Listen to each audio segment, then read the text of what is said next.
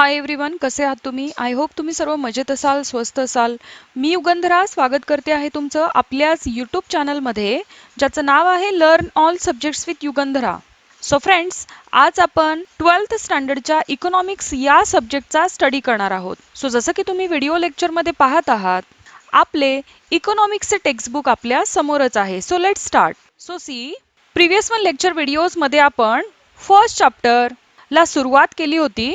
So याच चॅप्टरचा remaining part आपण आजच्या व्हिडिओ लेक्चरमध्ये कव्हर करणार आहोत. ओके, सो फर्स्ट चॅप्टरचे नाव आहे introduction to microeconomics and macroeconomics. First चॅप्टरचे नाव काय आहे? Introduction to microeconomics and macroeconomics. Meaning of micro economics. तर आता आपण मायक्रो इकॉनॉमिक्सचा नेमका काय अर्थ आहे हे आपण आता जाणून घेणार आहोत. Micro means a small part of a thing. So see, micro म्हणजे काय?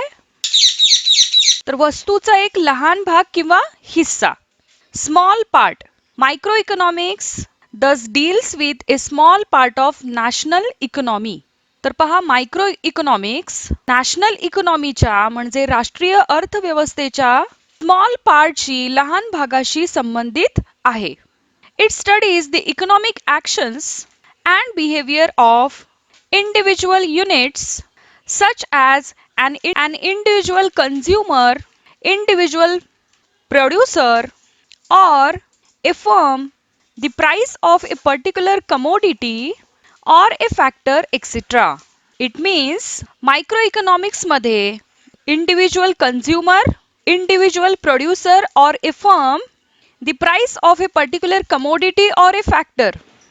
तर यासारख्या इंडिव्हिज्युअल घटकांच्या, वैयक्तिक घटकांच्या आर्थिक क्रिया, इकॉनॉमिक ॲक्शन्स म्हणजे आर्थिक क्रिया, आणि बिहेवियर ऑफ इंडिव्हिज्युअल युनिट्स म्हणजे वर्तनाचा सुद्धा स्टडी केला जातो. Okay, next, definitions of micro economics. आता आपण मायक्रो इकॉनॉमिक्सची व्याख्या पाहणार आहोत, डेफिनेशन पाहणार आहोत. You have already studied some important definitions of microeconomics. Let us review some more definitions. तर पहा, यापूर्वी तुम्ही मायक्रो इकॉनॉमिक्सच्या काही इम्पॉर्टंट डेफिनेशन्स अभ्यासल्या आहेत, स्टडी केल्या आहेत. So let us review some more definitions. So first, Maurice Dobb. Microeconomics is in fact a microscopic study of the economy. तर पहा, मॉरिस डॉब यांच्या मते इकॉनॉमिक्सचे डेफिनेशन काय आहे? Microeconomics is in fact a microscopic study of the economy. It means इकॉनॉमिक्सचे अर्थव्यवस्थेचे सूक्ष्मदर्शी अध्ययन. Microscopic study म्हणजे सूक्ष्मदर्शी अध्ययन, म्हणजेच मायक्रो इकॉनॉमिक्स, सूक्ष्म अर्थशास्त्र. ओके, नेक्स्ट, सेकंड आहे professor A P learner. Microeconomics consists of looking at the economy through a microscope, as it were, to see how the millions of cells in the body of economy, the individuals or a households as a consumers and individuals or a firm as a producers play their part in the working of the whole economic organisms. तर पहा, professor A P learner यांच्या मते micro इकॉनॉमिक्सद्वारे इकॉनॉमिककडे जणू काही मायक्रोस्कोपद्वारे पाहिले जाते आणि अर्थव्यवस्था रूपी बॉडीतील मिलियन्स ऑफ सेल्स म्हणजे द इंडिव्हिज्युअल्स म्हणजे व्यक्ती, और households as A consumers and individuals और फर्म्स ॲज प्रोड्युसर्स. तर या सर्व रूपाने इकॉनॉमिक्सच्या वर्किंगमध्ये कशा प्रकारे भूमिका पार पाडतात हे स्टडी करण्यासाठी मायक्रो इकॉनॉमिक्स या सेल्सकडे जणू काही मायक्रोस्कोपमधून पाहते. Okay, the following chart gives an idea of the scope of micro economics. तर पहा, इथे आपल्याला काही एक चार्ट दिला आहे. या चार्टद्वारे आपण मायक्रो इकॉनॉमिक्सची व्याप्ती म्हणजेच स्कोप पाहणार आहोत. So see, scope of micro economics. तर यामध्ये आपल्याला 3 पार्ट दिसतात आहे. फर्स्ट आहे थेरी ऑफ प्रॉडक्ट प्राइसिंग. म्हणजे काय, तर प्रॉडक्ट प्राइसिंगच्या म्हणजे वस्तूच्या किंमत निश्चितीचे सिद्धांत. आणि यामध्येच 2 गोष्टींचा समावेश असणार आहे. फर्स्ट आहे डिमांड एनालिसिस आणि सेकंड आहे सप्लाय एनालिसिस. तर डिमांड एनालिसिस म्हणजे काय, तर मागणीचे विश्लेषण. आणि सप्लाय एनालिसिस म्हणजे काय, तर पुरवठ्याचे विश्लेषण. ओके. नेक्स्ट आहे थेरी ऑफ फॅक्टर प्राइसिंग. तर यामध्ये देखील 4 गोष्टींचा समावेश होतो. त्या गोष्टी कोणकोणत्या आहेत, तर रेंट, वेजेस, इंटरेस्ट आणि प्रॉफिट. ओके. आणि थर्ड आहे थेरी ऑफ इकॉनॉमिक वेलफेअर. आता यामध्ये देखील 3 गोष्टींचा समावेश होतो. फर्स्ट आहे एफिशियन्सी इन प्रोडक्शन, सेकंड आहे इफिशियन्सी इन कन्झम्पशन आणि थर्ड आहे ओव्हरऑल इकॉनॉमिक एफिशियन्सी. ओके. तर अशा प्रकारे आपण या टॉपिकमध्ये scope of micro economics deep मध्ये पाहणार आहोत. Okay. So see point A, theory of product pricing म्हणजे काय, तर प्रॉडक्टच्या प्राइस म्हणजे किंमत निश्चितीची थेअरी, ज्याला आपण मराठीमध्ये सिद्धांत असं सुद्धा म्हणतो. Okay. The price of an individual commodity is determined by the market forces of demand and supply. तर पहा, इंडिव्हिज्युअल कमोडिटी म्हणजे वैयक्तिक वस्तूंच्या किमती मार्केटमधील बाजारपेठेतील डिमांड अँड सप्लाय म्हणजे मागणी आणि पुरवठ्याने निश्चित केल्या जातात. Micro economics is concern with demand analysis, that is individual consumer behaviour and supply analysis, that is individual producer behaviour. तर पहा, मायक्रो इकॉनॉमिक्स डिमांड एनालिसिस म्हणजे मागणी विश्लेषणाशी संबंधित आहे.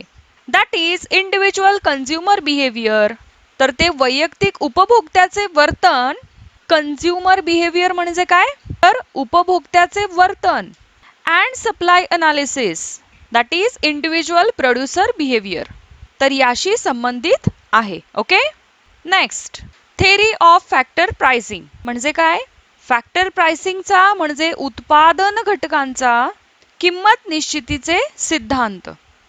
In micro economics, land, labour, capital and entrepreneur are the factors that contribute to the production process. तर पहा, micro economics मध्ये land म्हणजे भूमी, लेबर म्हणजे श्रम, कॅपिटल म्हणजे भांडवल and entrepreneur are the factors that contribute to the production process. तर पहा, हे घटक, हे फॅक्टर्स उत्पादन प्रक्रियेमध्ये सहभागी होतात. प्रोडक्शन प्रोसेस म्हणजे काय, तर उत्पादन प्रक्रिया. Microeconomics helps in determining the factor rewards for land, labour, capital and entrepreneur in the form of rent, wages, interest and profit respectively. तर पहा, मायक्रो इकॉनॉमिक लँडला रेंट, लेबरला वेजेस, कॅपिटलला इंटरेस्ट आणि एंटरप्रेन्योरला प्रॉफिट या मोबदल्यांची निश्चिती करण्यास मदत करते. Okay.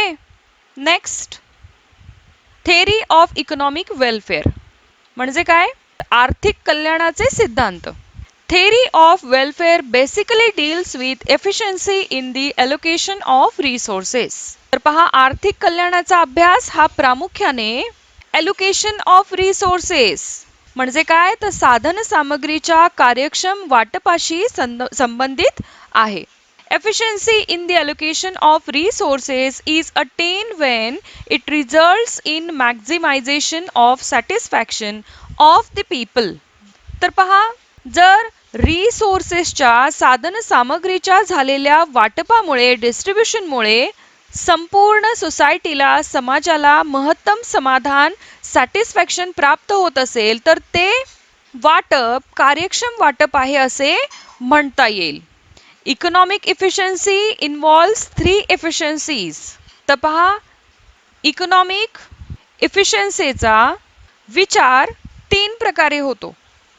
Efficiency in production, efficiency in consumption आणि थर्ड आहे ओव्हरऑल इकॉनॉमिक इफिशियन्सी. ओके. आता आपण वन बाय वन पाहूया. सो फर्स्ट आहे एफिशियन्सी इन प्रोडक्शन. म्हणजे काय? तर उत्पादन क्षेत्रातील कार्यक्षमता. Okay. Efficiency in production means producing maximum possible amount of goods and services from the given amount of resources. तर पहा, उत्पादन क्षेत्रातील एफिशियन्सी म्हणजे कार्यक्षमता, म्हणजे उपलब्ध साधन सामग्रीच्या रिसोर्सेसच्या मदतीने जास्तीत जास्त प्रोडक्शन घडवून आणणे. सेकंड आहे एफिशियन्सी इन कन्झम्पशन. म्हणजे कन्झम्पशन म्हणजे उपभोगाच्या क्षेत्रातील efficiency. Efficiency in production means producing maximum possible. Efficiency in consumption means distribution of produced goods and services among the people for consumption in such a way as to maximize total satisfaction of the society. तर पहा, म्हणजे काय? तर संपूर्ण सोसायटीचे, संपूर्ण समाजाचे जास्तीत जास्त सॅटिस्फॅक्शन होईल अशा पद्धतीने उत्पादित वस्तू आणि सेवांचे, amount of goods and services यांचे लोकांमध्ये डिस्ट्रीब्युशन होणे. ओके. आणि थर्ड वन आहे ओव्हरऑल इकॉनॉमिक एफिशियन्सी. म्हणजे काय? तर एकूण आर्थिक एफिशियन्सी, एकूण आर्थिक कार्यक्षमता.